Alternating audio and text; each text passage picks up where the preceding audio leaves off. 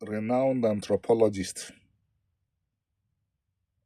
Interestingly, he's not aware of the current information about the field he ventured into, but first now a renowned anthropologist. First now Peter-Jazzy Ezeh, renowned anthropologist. After reading the very first line in his arguments, I did not feel like continuing to waste my time. His basic reason for saying that the Igbos are not descendants of, by the way, the renowned, quote, renowned anthropologist said descendants of Jews. Igbo is an older identity than Jewish. Educated people that have involved themselves in this subject say that Igbos are descendants of biblical Hebrews or biblical Israelites, but the renowned anthropologist said Jews. And his argument is that Afro-Asiatic language is the language of the Hebrews. He is a renowned anthropologist, according to the paper that published him.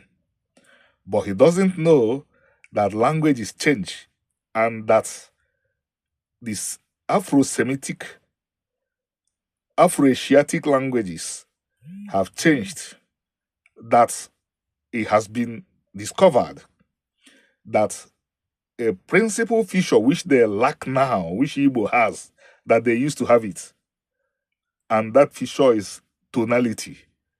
He doesn't know all this, but he's a renowned anthropologist. And what makes him a renowned anthropologist, I don't know. Social media, everybody can open anything, call it a newspaper, call it a website, and if you want to trend, you say false things about Igbos. Peter-Jazzy Ezeh, this subject is closed. You will trend for a day or two. The money you paid to the paper that gave you publicity will run out. They will not talk about you again. Meanwhile, you have added further confusion to a subject that has been closed.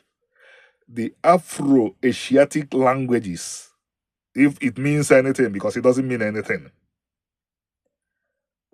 If it means anything, but it doesn't mean anything. I know that you categorize Igbo as Kwa, and that has also been settled.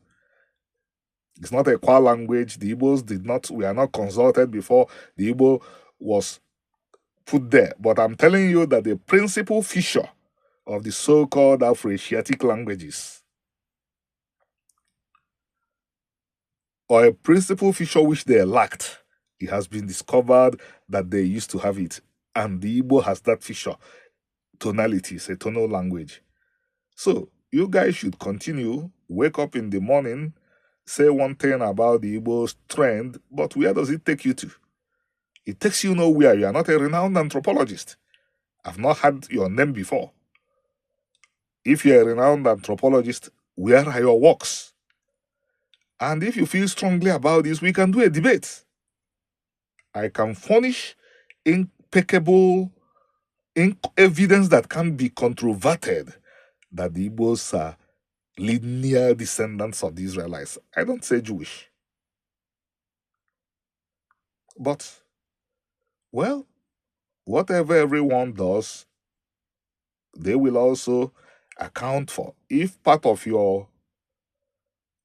you want to build your profile by distorting Igbo history, is also good and fine.